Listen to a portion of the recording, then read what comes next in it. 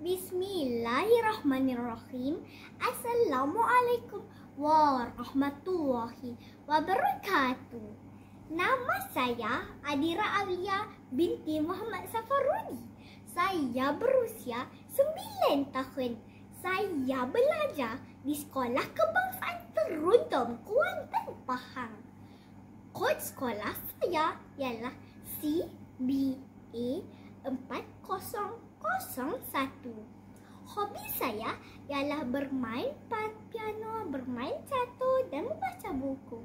Manakala cita-cita saya pula ingin menjadi seorang doktor pakai jantung.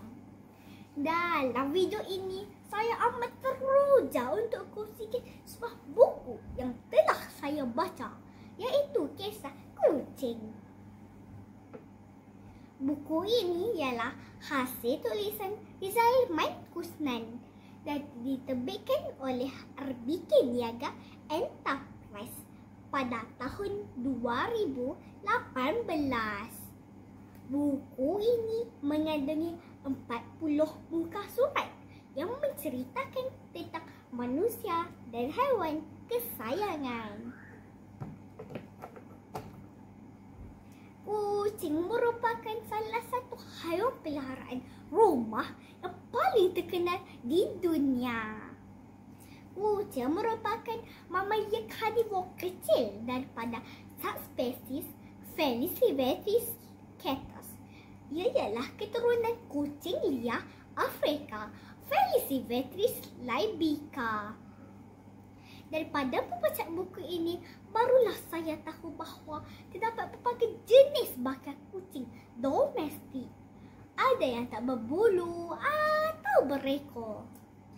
Kucing berkomunikasi dengan mengiau, mengeluarkan bunyi purr, berdesis dan disokong dengan anggota isyarat tertentu. Saya juga baru mengetahui bahawa kucing mempunyai penglihatan malam yang sangat baik.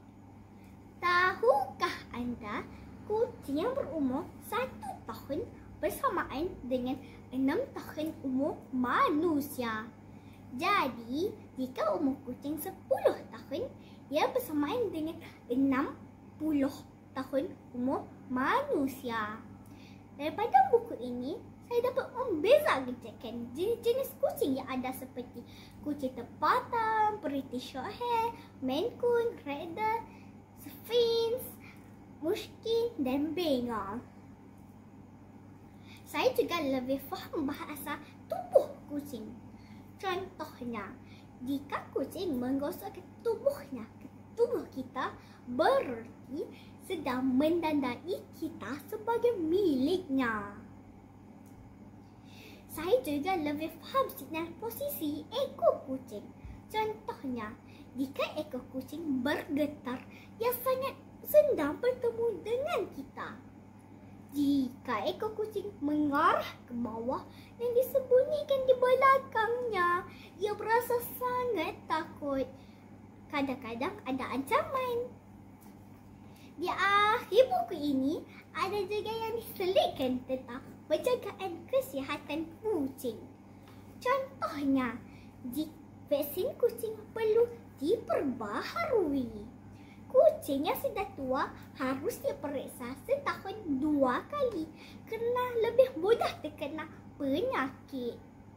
Dengan mengetahui sedikit sebanyak maksud kelakuan kucing, kita secara tidak langsung akan mengeratkan lagi hubungan kita dengan kucing. Dan juga kita lebih mudah untuk mengawal pergerakan kucing kita. Sekian, wabillahi taufiq wa hidayah. Wassalamualaikum warahmatullahi wabarakatuh.